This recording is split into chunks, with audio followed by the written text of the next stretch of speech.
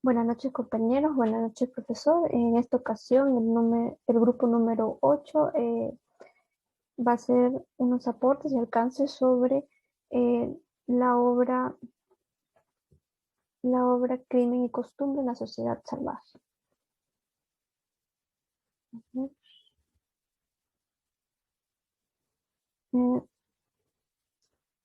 el autor es Bronislaw Malinowski, es antropólogo, etnólogo británico de origen polaco. Eh, Estudió en London School Economics y se inclinó sobre el estudio de la antropología cultural. Ejerció la docencia sobre dicha disciplina. Su obra más clásica y representativa es Crimen y Costumbre en la Sociedad Salvaje, que es una obra clásica de la moderna antropología, puesto que contiene un análisis sobre el derecho primitivo, la cual es la base a la formulación de la teoría del funcionalismo antropológico. Eh, Dentro de ella hace conocer a un hombre primitivo que se enmarca en una serie de derechos y obligaciones y que éste está lejos de responder solo a una relación de estímulo y respuesta.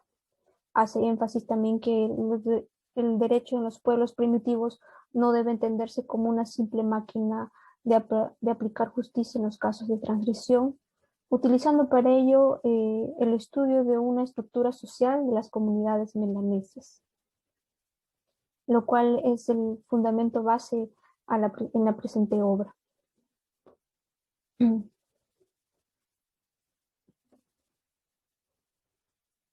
El Malinowski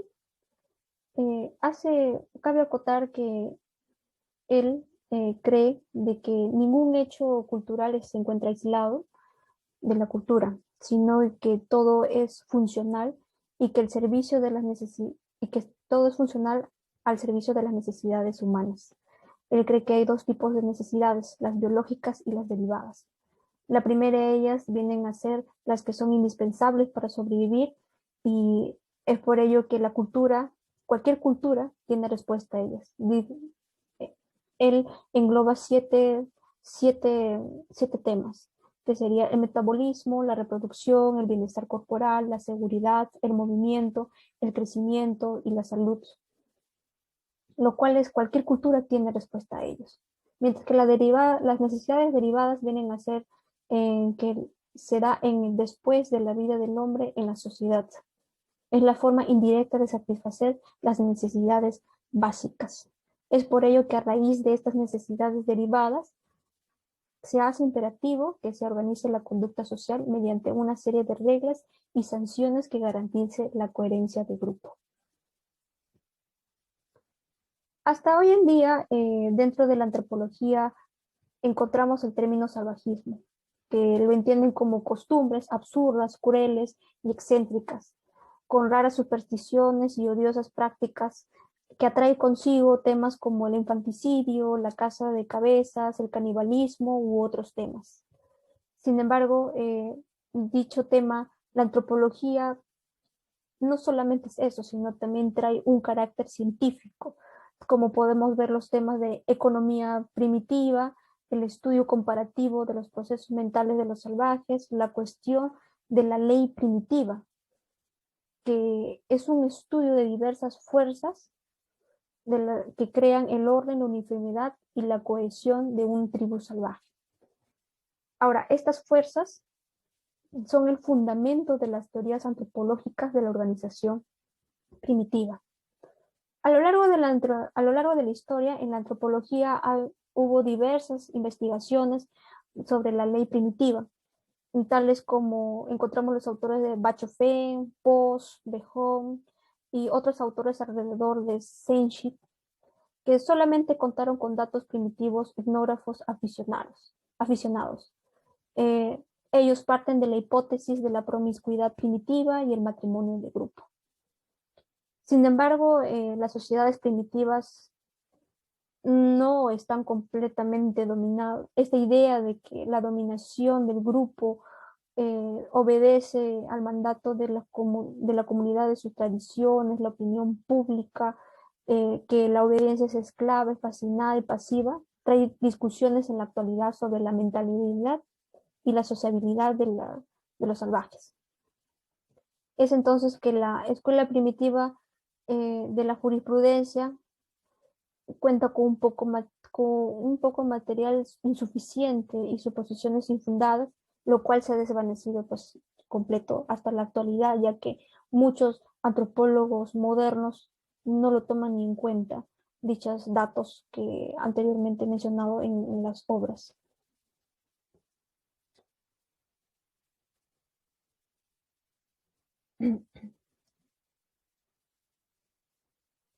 Ahora, nos preguntamos por qué ciertas reglas de conductas, por duras o molestas o desagradables que sean, son obedecidas. También nos podemos preguntar en qué consisten la fuerza de la ley y el orden de la sociedad salvaje. Estas dos preguntas aún no han sido respondidas, no han sido dadas con respuestas claras por parte de la antropología.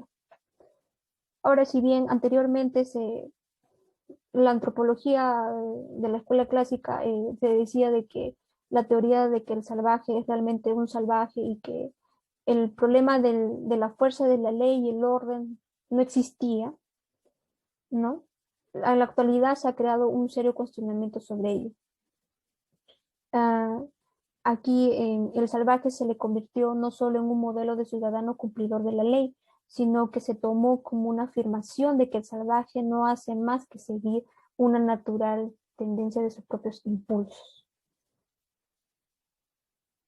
Actualmente, el término salvaje, los antropólogos modernos refiere que este siente una profunda referencia a una tradición, a una costumbre que muestra una sumisión automática, es decir, que obedece como un esclavo ciegamente, espontáneamente, debido a su inercia mental o al medio del reproche social.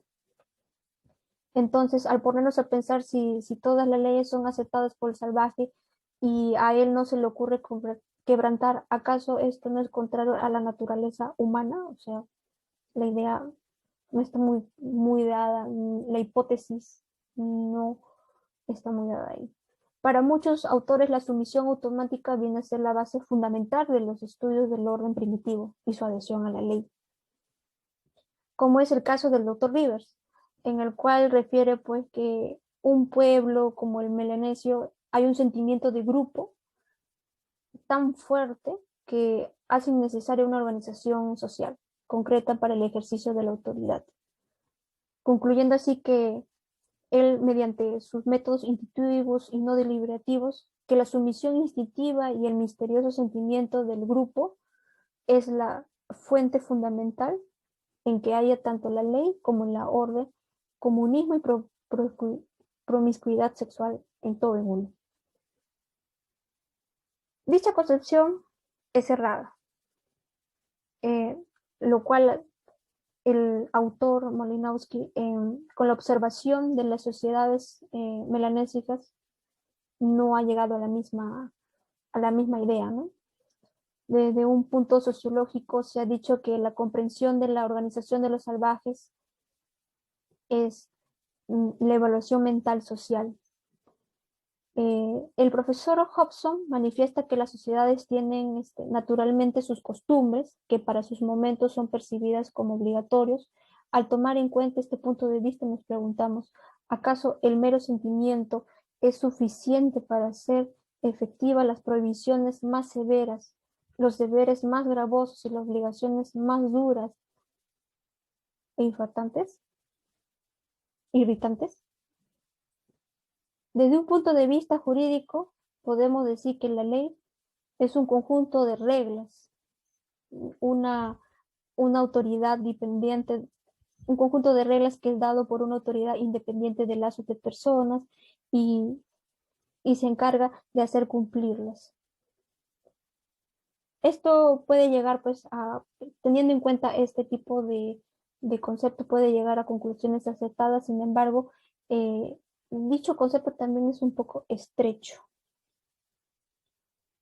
en, en el cual hay que tener en cuenta que la conducta de las sociedades salvajes hay ciertas reglas que se consideran como obligaciones ineludibles de un individuo o un grupo para con otro individuo y que tales cumplimientos son obligaciones tienen como resultado una recompensa y en caso de incumplimiento tendrán repercusiones. Ahora, volviendo sobre el tema de la automaticidad que anteriormente dije, hay que tener en cuenta el punto de vista del doctor Lewin, en lo que citaré textualmente. Las leyes no escritas de uso consuetudinario acostumbran ser obedecidas con mucho mayor diligencia con que nuestros códigos escritos. Afirmación que nos hace llevar a un cuestionamiento, que es, ¿podemos comparar una persona en sociedad con un ciudadano de Melanesia cuando éste está inconforme? ¿El miedo al castigo tanto para el hombre salvaje como el civilizado lo afecta? La respuesta es no. No existe una sociedad que pueda cumplir cabalmente la ley, solo por el simple hecho de obedecer espontáneamente. En el cumplimiento de la ley repercute otros elementos, puesto que para muchos ciudadanos la prohibición y obligación de las leyes exigen un sacrificio personal, pero jamás es espontáneo. Por consiguiente, puedo llegar a la conclusión que la sumisión automática a las costumbres de las tribus es el tema central del derecho primitivo, la cual ha creado dificultades en la actualidad, ya que los antropólogos modernos buscan una organización definida de funcionamiento a la ley, administración, imposición y cumplimiento en la comunidad salvaje. Es por ello que siempre se llega a la conclusión de que el hombre salvaje obedece a razón de una misteriosa propensión. También se ha dicho que el hombre salvaje puede quebrantar la ley, pero en raras veces, en lo cual pues este quebrantamiento muchos antropólogos han tomado en cuenta que la ley criminal viene a ser el fundamento de todo, de todos los, de todas las, de toda la ley de los salvajes. En capítulos más adelante, el autor hace una exposición sobre las observaciones de un sector etnográfico en el noroeste de Melanesia, donde describe y analiza las reglas concebidas y seguidas de obligaciones efectivas.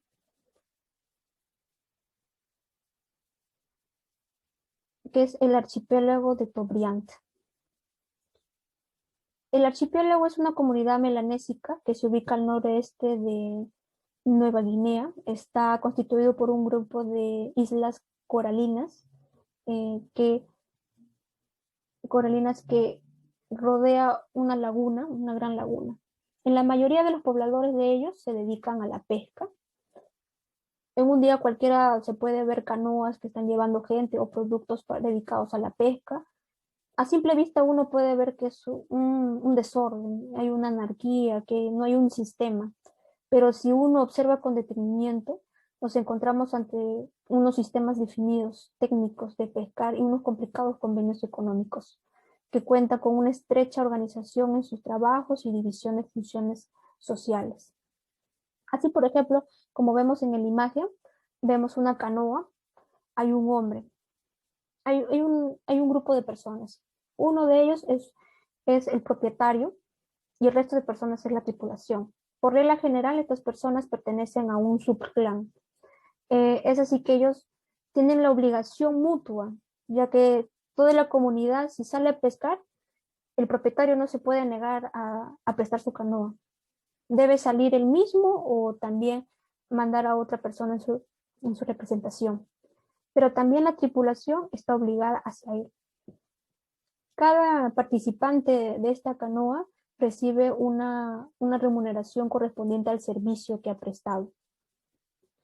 En esta primera parte podemos decir que propiedad y el uso de la canoa consiste en una serie de obligaciones y deberes concretos que une a un grupo de personas y lo convierte en un equipo de trabajo. Pero ello no nos debería llevar a confundir a la figura del comunismo, porque no es así. Aquí hay transacciones más complejas. El dueño de la canoa actúa como un jefe o mago pescador tienen la obligación de pagar ante todo la construcción de una embarcación, en caso ya se ponga más vieja la canoa. También tienen la obligación de conservar en buen estado. La embarcación es utilizada de manera común, de cada tripulante tiene derecho a ocupar un lugar, pero también ellos traen consigo deberes, privilegios y obligaciones. Entonces existe un sistema definido de división de funciones y un sistema rígido de funciones mutuas, que se basa en el sentido del deber y recomendar y el reconocimiento de las necesidades de cooperación. En este sentido podemos decir de que no puede ser descrito con palabras tales como el comunismo, la propiedad de la canoa no puede ser decir que hay comunismo, hay individualismo, ni tampoco que hay un sistema de campaña o por acciones de empresas o personas, sino por los hechos concretos y las condiciones de uso que tiene dicha canoa.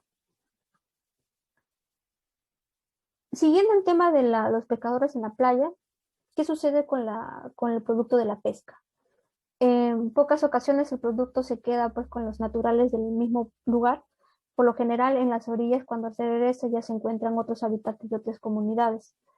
Y entonces ellos reciben la pesca y se llevan a sus lugares, ¿no? Pero este pueblo también suministra, por decirse, son nativos de las tierras del fondo, entonces ellos suministran a los pescadores de hortalizas. Entonces en estas actividades hay dos aspectos que podemos encontrar dentro de ellas. Hay una ceremonial y una jurídica. En cuanto al jurídico, podemos apreciar que hay un sistema de servicios y obligaciones mutuas entre dos poblados. Ninguno de estos dos pueblos se puede negar a dar mutuamente, a colaborar entre ellos. Respecto a lo ceremonial, pues es muy importante para la vida de un nativo, para la vida pública de un nativo. En cuanto al tema de reciprocidad, como vimos, los intercambios de estas dos comunidades se llevan a cabo no se llevan de un modo casual, fortuito, como de dos individuos que de repente en la calle al azar comercializan, sino que cada nativo permanece con un solo compañero y tiene que negociar uno con el otro. Este es el acto, ellos lo llaman la cula. El cula es un intercambio que establece lazos sociológicos de naturaleza económica, también lazos de parentesco, lleva consigo varios tipos de relaciones complejas. En cada acto, entonces, queremos decir que hay un dualismo sociológico, dos partes que intercambian servicios y funciones. Bueno, eso sería todo. Gracias.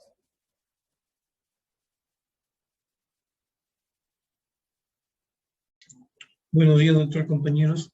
Continuando con la exposición referida al tema crimen y costumbre de la sociedad salvaje, a mi persona le ha tocado la parte de ley de interés propio y ambición social.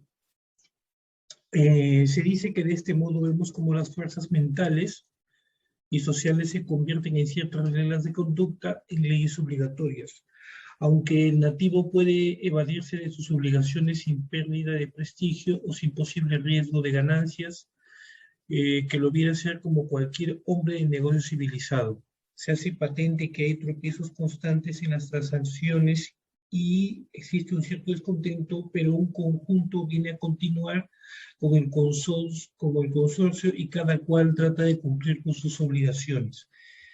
En todos los hechos descritos al aspecto del derecho es efectiva la compulsión social y que consiste en complicados arreglos que hacen que la gente cumpla con sus obligaciones.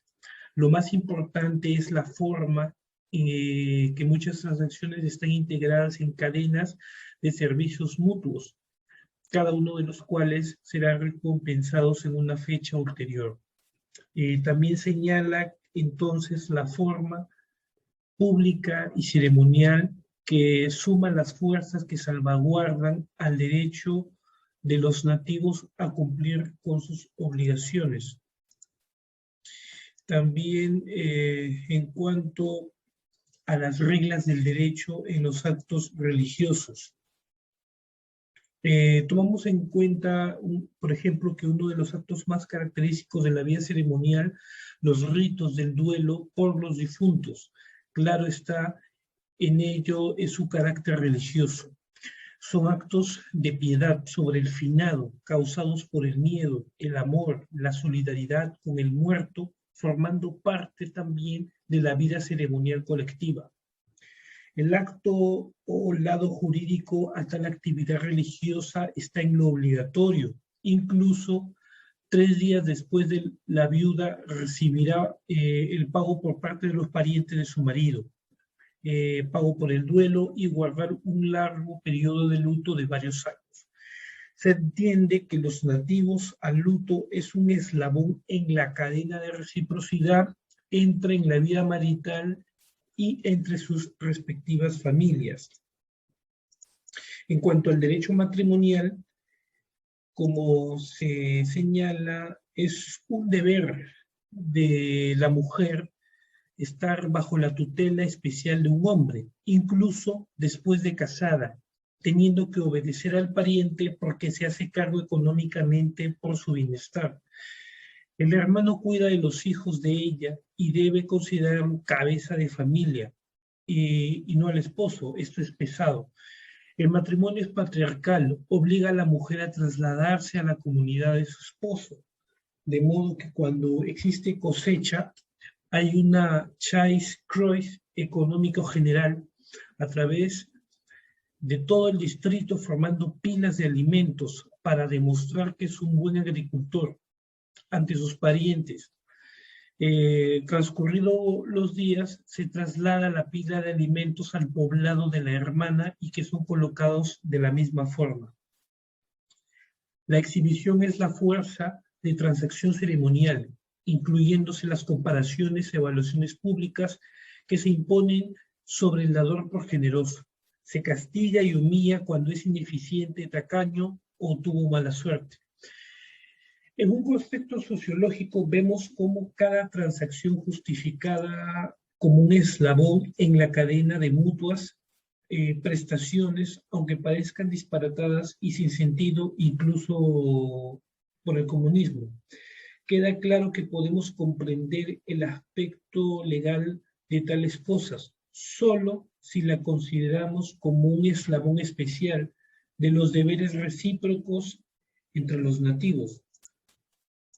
En cuanto al principio de reciprocidad permea de la vida tribal, se toma, por ejemplo, en primer lugar, las transacciones, el intercambio de artículos de servicio se lleva a cabo dentro de un consorcio establecido o va unido a lazos sociales definidos o a un acoplado con un mutualismo no económico. Se ve que los actos económicos, si no todos pertenecen a alguna cadena de presentes recíprocos y contrapresentes que a lo largo equilibran la cuenta. Sin embargo, cuando se describe una categoría de ofrendas como reglas puras, bajo este nombre se colocan los regalos de mando a mujer, de padres a hijos. Está bien claro que cometía una equivocación. Sin embargo, los nativos dicen que un regalo de padre a hijo significa el pago de la relación que el primero sostiene con la madre. Incluso los regalos gratis de la esposa están basados en la misma idea. En las ceremonias mágicas religiosas, cada acto, además de su propósito primario, tiene que hacer su pago equivalente contra servicio estipulado por la costumbre. La magia de sus formas más importantes es una institución pública en el cual el mago de la colectividad, que por regla general desempeña su cargo por herencia, tiene que prestar sus servicios en favor de todo el grupo. Los actos tales como ceremonias de nacimiento, matrimonios, ritos de muerte, el duelo, adoración de los fantasmas y espíritus o personajes míticos.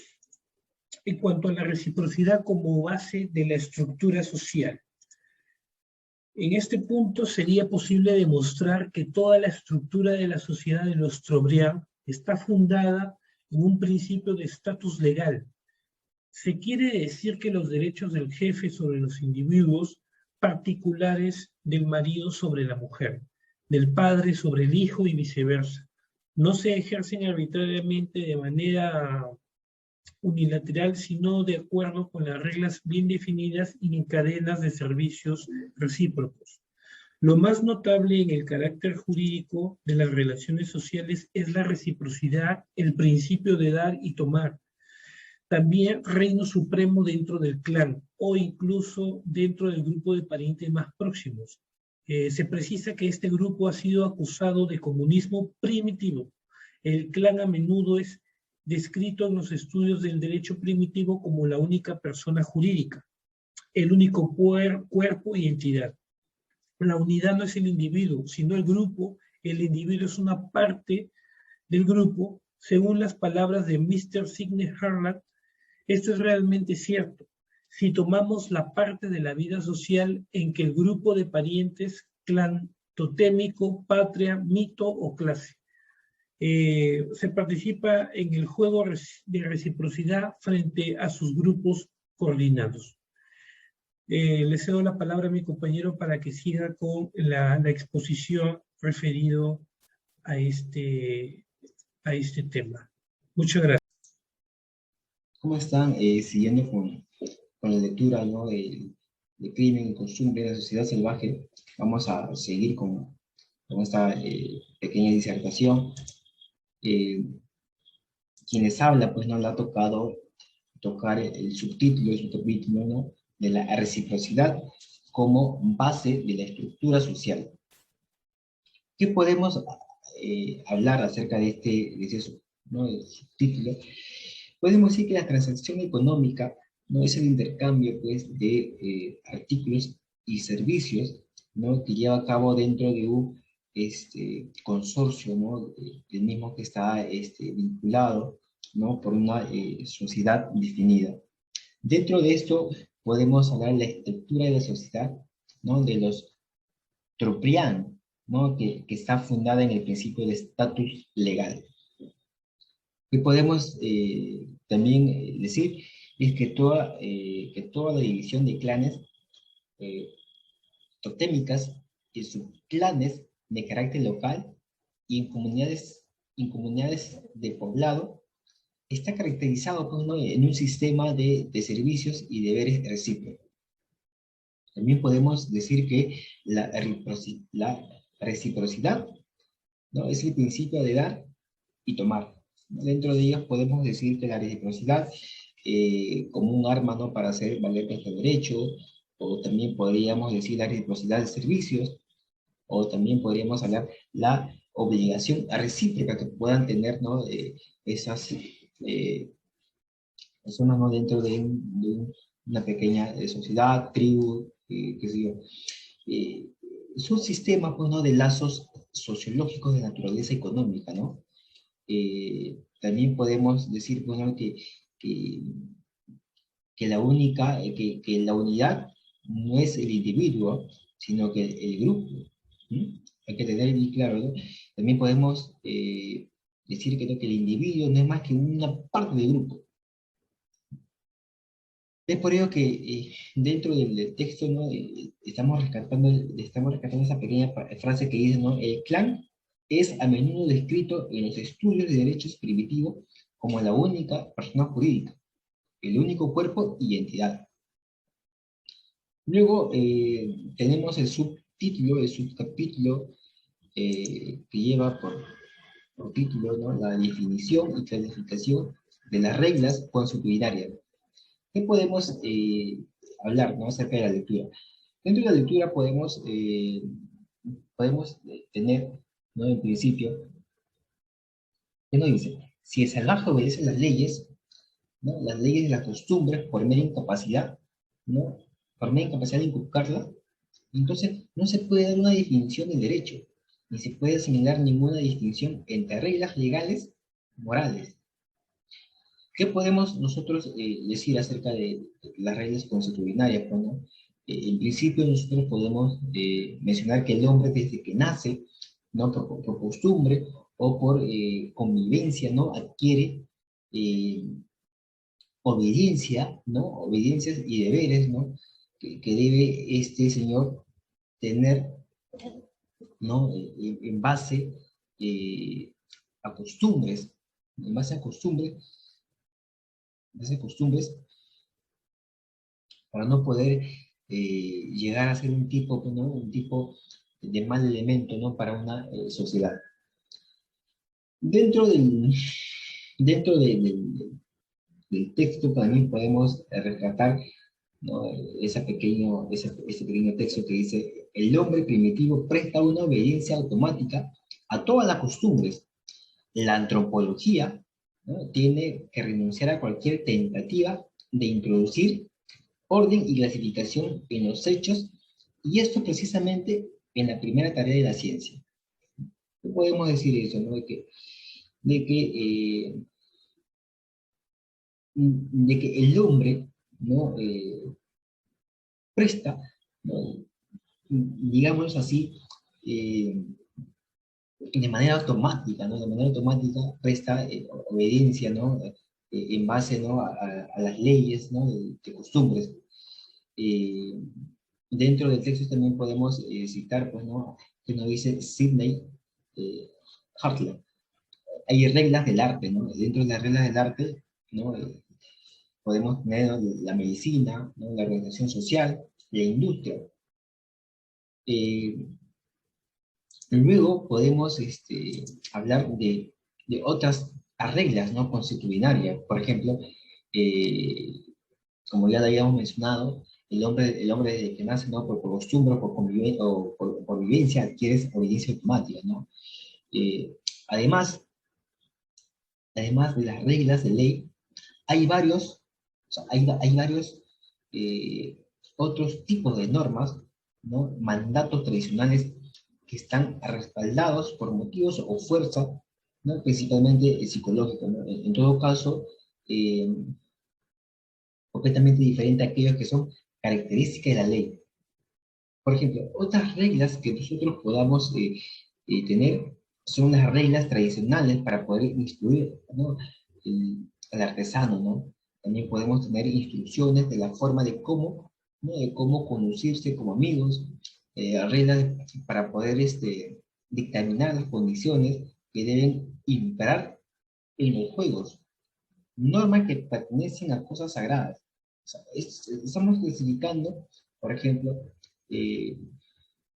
instrucciones de cómo conducirse, ¿no? Como amigo, ¿no? Siempre hay que tener reglas, pautas para poder entablar o tener cualquier tipo de, ¿no? de acercamiento, ¿no? Convivencia. ¿Qué podemos también decir acerca de las reglas consuetudinarias, pues, ¿no? En efecto, ¿no? El ser humano nace libre por naturaleza, ¿no? Como dice el texto, y si bien en su vida social deben existir reglas, ¿no? Morales, conductuales, ¿no? Como estamos mencionando, estas para qué les sirven, ¿no? Estas les sirven para su mejor desenvolvimiento, que deben ser respetados, ¿no? ¿No? Respetadas por él y por los demás, ¿no? Ahora, así desconozcan, ¿no? de temas legales, ¿no? Temas de derecho, estas tienen que, por un tema de costumbres, ¿no? De buenas costumbres, deben respetar, ¿no? Deben respetar las reglas ¿no? de convivencia, pues, ¿no? De lo moral, ¿no? De conductual. Y por último tenemos, en la siguiente diapositiva, una definición antropológica, ¿no? Del derecho. ¿Qué podemos decir o qué podemos hablar acerca de la antropología, ¿no? La antropología jurídica, ¿no? La antropología de derecho. Es la disciplina, ¿no? Del principio vamos a tener el concepto, ¿no? Es la disciplina de la antropología cultural o social, gracias a la investigación de importantes juristas y antropólogos que aplican los conceptos de la antropología cultural al estudio del derecho. Y por eso es que hemos dicho que la antropología y el derecho están inversamente ligados, no vinculados, porque siempre hay temas en común. Las reglas jurídicas, ¿no?, destacan del resto por el hecho de que, están considerados, ¿no?, como obligaciones de una persona de derecho de otra. Por ejemplo, ¿qué podemos nosotros hablar, ¿no?, acerca de la antropología del derecho, ¿no?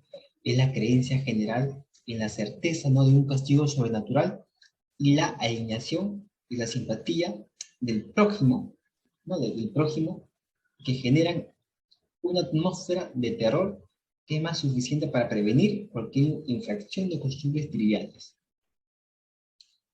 Nosotros también podemos encontrar mandamientos positivos, ¿no?, cuya violación es sancionada, pero no propiamente castigada, y cuyo funcionamiento ni por métodos de procusto pueden ser puestos más allá de la línea que separa el derecho civil del derecho penal.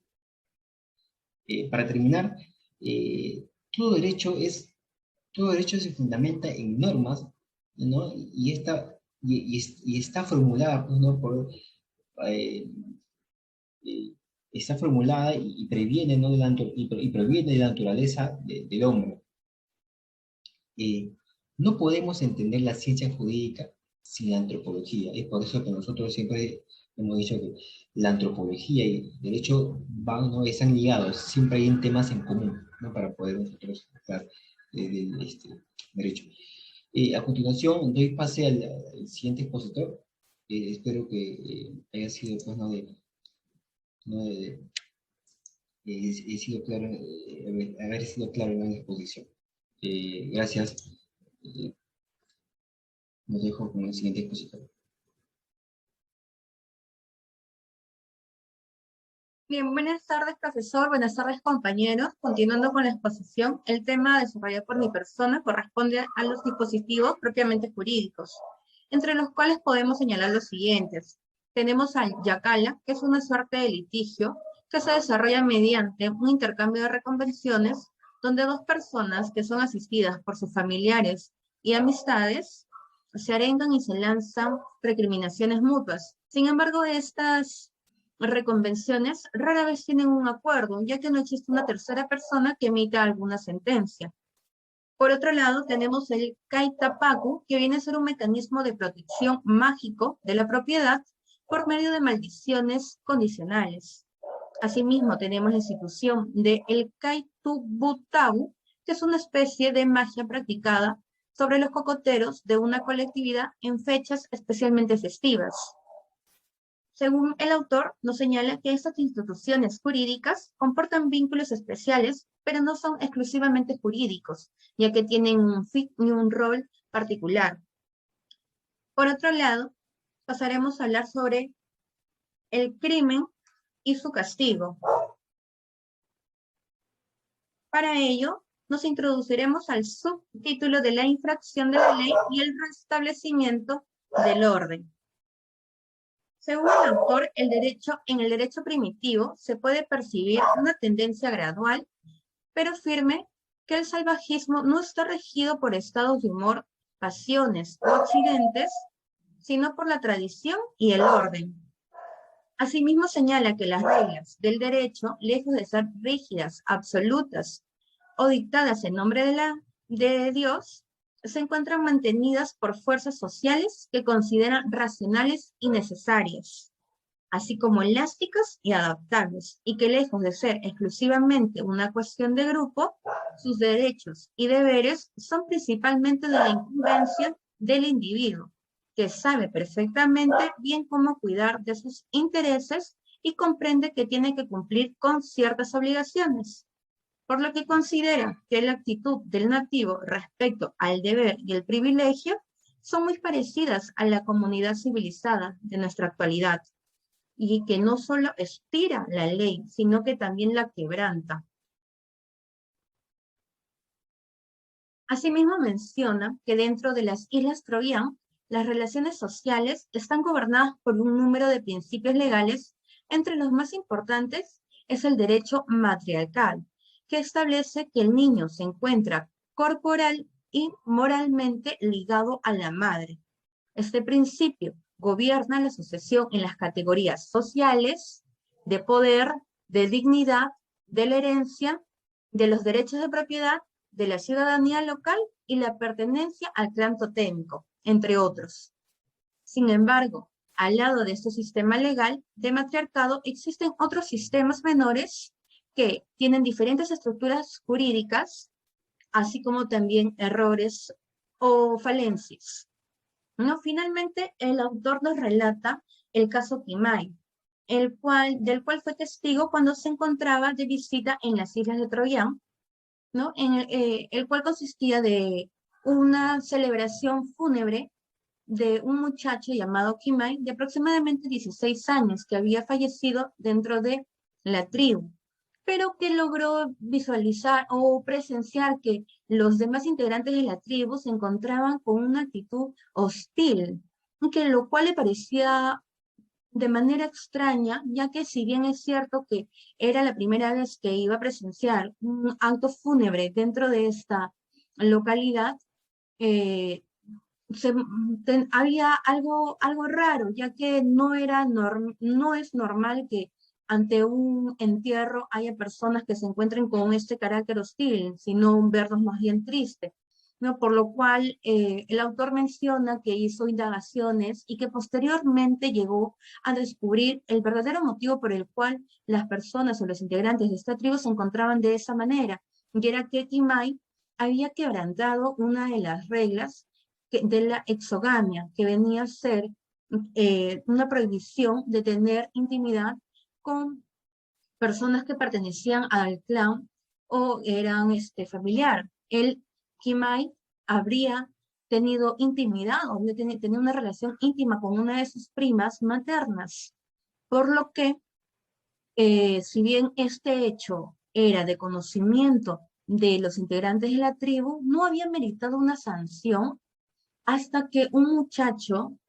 que era pretendiente de la prima de Kimai, al verse agraviado por este hecho de rechazo de la señorita, habría amenazado con hacerle brujería a Kimai. Sin embargo, esas amenazas no habrían surtido efectos en él, por lo que decidió de manera pública insultarlo y acusarlo de incesto ante los integrantes de la tribu. Es por ello que ante la vergüenza que sintió Kimai de haberse descubierto públicamente su delito, es que éste decide acabar con su vida. Pero antes de ello, se vistió de los mejores trajes festivos que tenía, subió a uno de los árboles de las cocoteras y mencionó que estaba realizando este hecho por lo que había sucedido y decidió así acabar con su vida.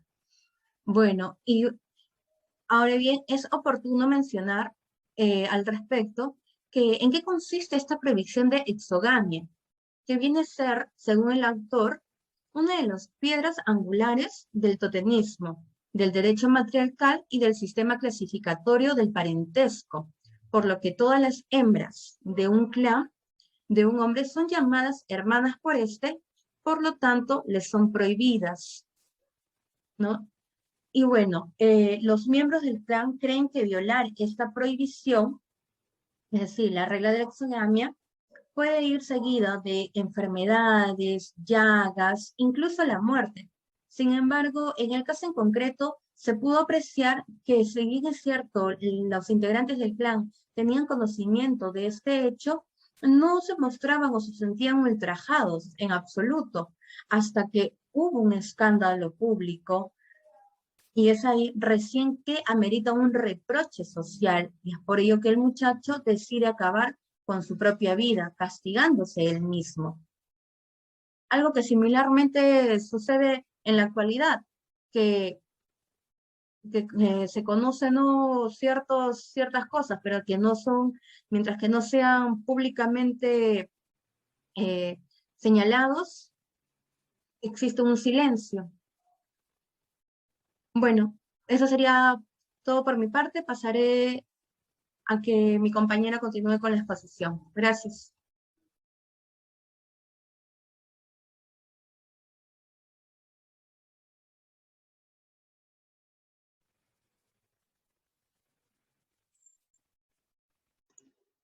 Buenas noches, doctor Luis Alberto Pacheco Mandujano. Buenas noches, colegas todos. En esta oportunidad, a mí, Raúl Guerrero, me ha tocado abordar lo concerniente a la hechicería y el suicidio como influencias legales. En ese sentido, es pertinente señalar que respecto al uso de la hechicería como medio de coerción, conforme ha señalado Bronislaw Malinowski, la hechicería no es exclusivamente ni un método de administrar justicia, ni una forma de práctica criminal. Puede usarse de ambas formas, aunque no se emplea nunca en oposición directa a la ley. Ordinariamente, la magia negra actúa como una auténtica fuerza jurídica, de una forma muy parcial e imperfecta. Previene la violencia y restablece el equilibrio perturbado. Sumado a ello, cabe resaltar que aquellas personas de las comunidades salvajes que habrían fallecido a razón de haber sufrido los efectos de la hechicería, presentaban ciertos rasgos en el cuerpo, y cada rasgo representaba algún acontecimiento que ellos cometieron en vida. En ese sentido, sea cual fuere la forma como se emplee, es un modo de fortalecer el statu quo, un método de expresar las desigualdades tradicionales y de contrarrestar la formación de otras nuevas. Asimismo, por otro lado, en lo concerniente a la práctica del suicidio como expiación y desafío, es pertinente señalar que el suicidio se practica por dos métodos seguros, el loyu y soka. El loyu implica lanzarse desde lo alto de una palmera, mientras que el soka conlleva a consumir veneno de la vesícula biliar de un pez globo. En la psicología del suicidio pueden registrarse dos motivos. El primero es el crimen o explosión pasional, violación de las reglas de la exogamia, adulterio, injusticia o tentativa de escapar a las obligaciones. Mientras esto es secundado por la protesta con los que han sacado a la luz este pecado, han insultado públicamente al culpable y lo han colocado en una situación intolerable. Asimismo, cabe resaltar que el suicidio no es ciertamente un medio de administrar justicia en las comunidades salvajes. Sin embargo, proporciona al acusado y oprimido una forma de escape y rehabilitación. Ahora bien, los principios por los que se castiga el delito son muy vagos, dado que en las comunidades que mencioné, el derecho matriarcal es una de las reglas más importantes, y usan a la hechicería como un medio de coerción, y la práctica del suicidio como un medio de expiación y desafío. Por otro lado, el aspecto penal del derecho en las comunidades salvajes es quizás aún más vago que el derecho civil, dado que la idea de justicia no tiene aplicación, y los medios de restablecer el equilibrio de la tribu son lentos y engorrosos, que la orden y la moral se rigen por la tradición, la cual subyace en estas comunidades. Continuando la exposición, ahora quiero abarcar lo concerniente a los sistemas jurídicos en conflictos. Para ello, quiero acotar que el derecho primitivo no es un conjunto de reglas homogéneo y perfectamente unificado, basado en un principio desarrollado en un cuerpo consistente. Esto, por lo menos, hemos podido deducir de nuestro examen previo de los hechos jurídicos en las islas de Trobriand. Antes, al contrario, el derecho de estos nativos consiste en un número de sistemas más o menos independientes, solo parcialmente ajustados unos a otros. Cada uno de estos, matriarcado, derecho paterno, derecho matrimonial, prerrogativas y deberes de los jefes, etc., tiene su campo o esfera que le es propio, pero también puede exceder sus límites legítimos. Todo esto da como resultado un estado de equilibrio tenso con sus ocasionales conflictos. El estudio del mecanismo de tales conflictos entre principios jurídicos, tanto paternos como encubiertos, es extremadamente instructivo y nos revela la verdadera naturaleza de la trama social de una tribu primitiva. Por lo tanto, procederé ahora a la descripción y análisis de un caso.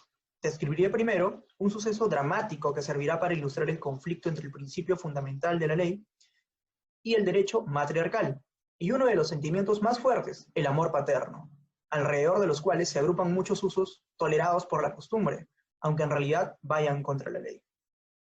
Los dos principios de derecho matriarcal y amor paterno se observan del modo más preciso en la relación de un hombre con el hijo de su hermana y con su propio hijo respectivamente. Su sobrino, matrilineal, es su pariente más próximo y el heredero legal de todas sus dignidades y cargos. Por otra parte, su hijo propio no es considerado como un pariente.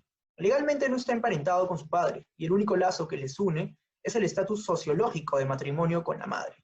Y, sin embargo, en la vida real, propiamente dicha, el padre se siente mucho más unido a su propio hijo que a su sobrino. Entre padre e hijo hay invariablemente amistad y cariño personal, entre tío y sobrino, no es infrecuente constatar que el ideal de solidaridad perfecta se ve a menudo frustrado por las rivalidades y sospechas inherentes a cualquier relación de sucesión. Así, pues, el poderoso sistema legal de derecho matriarcal va asociado a un sentimiento más débil, mientras que el amor de padre, que es una ley mucho menos importante, está apoyado por un sentimiento personal muy fuerte. En el caso de un jefe cuyo poder sea considerable, la influencia personal pesa más que los dictados de la ley, y la posición del hijo es tan fuerte como la del sobrino. Para explicar ello, el autor nos cita un ejemplo en base al caso en el poblado capital de Omaracana, la residente o residencia del jefe principal, cuyo poder se extiende sobre todo el distrito cuya fama se esparce por todo el extremo oriental de Nueva Guinea. Se descubrió que existía una enemistad de largo tiempo entre sus hijos y sus sobrinos, disensión que asumió una forma realmente aguda en las siempre frecuentes peleas entre su hijo favorito, Nanguana Guyao, y su segundo sobrino, por orden de sucesión, Mitacata. El estallido final se produjo cuando el hijo jefe acusó gravemente al sobrino durante un litigio ante el funcionario del gobierno residente en el distrito, hasta el extremo de que Mitacata, el sobrino, fue condenado e encarcelado por un mes. Cuando la noticia de lo sucedido llegó al poblado, el regocijo inicial de los partidarios de Nanguana Guyao fue de corta duración y seguido de pánico, ya que entonces todo el mundo comprendió que las cosas habían llegado a una crisis.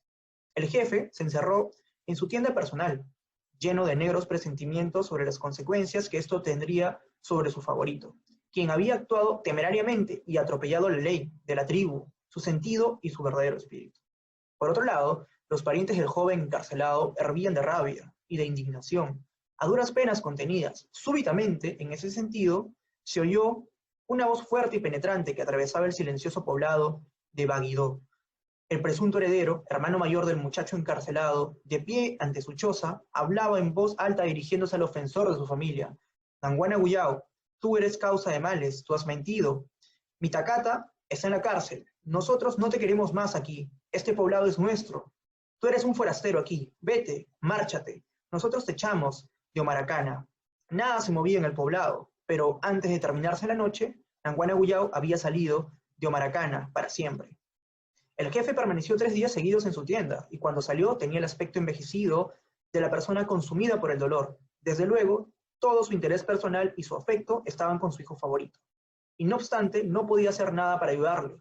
Sus súbditos habían actuado estrictamente de acuerdo con sus derechos y también de acuerdo con la ley de la tribu. Por lo tanto, él no podía disociarse de ellos. Ningún poder podía cambiar el derecho de exilio. En este caso, se permite clarificar que si un poblador de una tribu primitiva echaba a un forastero residente, quien violaba las normas y las leyes de la tribu, éste estaba en toda obligación de irse, ya que si intentaba por algún medio rehusarse a no marcharse, él mismo era considerado como una persona deshonrada para siempre. Sabemos que el derecho matriarcal es el principio más importante y el más abarcante del sistema, la base de todas las costumbres e instituciones.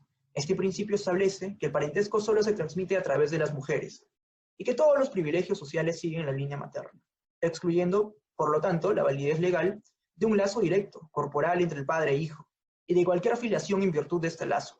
A pesar de todo esto, el padre invariablemente ama a su hijo, y este sentimiento encuentra un reconocimiento limitado dentro de la ley. El marido tiene el derecho y el deber de actuar como guardián de los hijos de su esposa, hasta que lleguen a la pubertad. La ley estricta establece que el hijo es ciudadano del poblado materno, que en él su padre no es más que un extraño, pero el uso le permite permanecer en él y disfrutar de la mayor parte de los privilegios de ciudadanía. Durante las ceremonias rituales, como por ejemplo la celebración de un funeral o de un duelo, en una fiesta y por regla general, en una pelea. Tiene que estar al lado de su tío materno, aunque en la diaria ejecución de las 9/10 partes de las actividades e intereses de la vida está ligado a su padre. El recurso más importante por el que se introduce una línea patriarcal temporal dentro del derecho matriarcal es la institución de matrimonios entre primos carnales. Por ejemplo, un hombre de las Tobriant que tiene un hijo y cuya hermana da luz a una niña, tiene el derecho de pedir que esta criatura sea prometida a su hijo. De este modo, sus nietos serán parientes suyos y su hijo se convertirá en el cuñado del heredero de la jefatura. O sea, que este último estará bajo la obligación de proporcionar comida a la familia del hijo y en general de ayudar en todo y por todo a su cuñado, así como de proteger a la familia de su hermana. Así se evita que el mismo hombre cuyos intereses chocaría el hijo quede resentido e incluso consigue que llegue a estimar como un privilegio propio los favores concedidos por su tío a su cuñado. El casamiento entre primos carnales paternos en los Chateaubriand es una institución por la que un hombre puede asegurar para su hijo el derecho definido, así obtenido, de poder permanecer toda su vida en el grupo de su padre a través de un excepcional matrimonio matrilocal y gozar asimismo de todos los privilegios de la ciudadanía completa. Vemos, pues, que alrededor del sentimiento del amor de padre se cristaliza un número de costumbres establecidas, sancionadas por la tradición y consideradas por la colectividad como el sistema más natural. Y, sin embargo, esas costumbres son contrarias a la ley, estricta, e implican un procedimiento excepcional y anómalo como el casamiento matrilocal. Por eso, si hay oposición y protestas contra ellas, en nombre de la ley, debe ceder inmediatamente. Hay casos registrados en los que el hijo, aunque esté casado con la sobrina de su padre, tiene que salir de la comunidad, y no es infrecuente que los herederos pongan fin a la ilegal generosidad de su tío, pidiéndole por medio de la pocala lo que está a punto de dar a su hijo, aunque tal oposición ofende al hombre que está en el poder, provoca hostilidades y fricciones, y solo se recurre a ella en casos extremos. Finalmente, voy a abordar el tema relacionado a los factores de cohesión social en una tribu primitiva. En ese sentido, quiero señalar que el autor establece que la unidad del clan es una ficción legal, ya que pide una subordinación absoluta de todos los demás intereses, y lazos a las demandas de la solidaridad del clan. No obstante, dicha solidaridad, en la realidad, es casi constantemente quebrantada y prácticamente inexistente en el curso de la vida ordinaria, donde, por ejemplo, en ciertas ocasiones, sobre todo en la fase ceremonial de la vida nativa, la unidad del clan lo domina todo, y aquellos en donde haya una contraposición y un abierto desafío, siempre va a pasar por encima de las consideraciones personales y las fiestas individuales. Asimismo, el autor establece que es complicado comprender por qué la antropología presenta la rígida pero ficticia doctrina de la ley indígena, como si esta fuese la verdadera y única complementación, cuando ya ha quedado demostrado que esta doctrina representa solo el aspecto intelectual, patente y enteramente convencional de los nativos. Con respecto a la antropología de oídas, se refiere a esta constantemente expuesta a los peligros de ignorar el lado menos agradable de la ley salvaje, donde esta ley existe y puede tolerarse mientras no se le enfrente abiertamente, motivo por el cual se explica la vieja teoría del salvaje libre, la cual nos decía que aquel hombre libre que no tiene costumbres y que actúa como una bestia. Asimismo, el autor refiere que la realidad cultural humana es una mezcla movediza de principios en conflicto, entre los cuales citan varios temas que considera importantes. El primero es el choque del interés matrilineal y el paterno. El segundo, la discrepancia entre la solidaridad del clan totémico y los lazos de familia. El tercero, los dictados del interés personal. Y por último, la lucha entre el principio del rango hereditario y las influencias de las proezas personales. Para concluir, el autor manifiesta que la ley y el orden surgen de los mismos procesos que gobiernan, pero que los mismos no son rígidos. Por el contrario, se imponen como resultado de una lucha constante, no solo de las personas humanas contra el derecho, sino también de unos principios jurídicos contra otros. Finalmente, podemos decir que el conflicto tiene lugar entre la ley estricta y el uso legalizado, donde la primera tiene tras de sí una fuerza de la tradición más definida, mientras que el uso legalizado se nutre de inclinaciones personales. Con el desarrollo de este último tema, doy por finalizada la presente exposición, no sin antes hacerle extensivo mi fraterno agradecimiento por la atención brindada.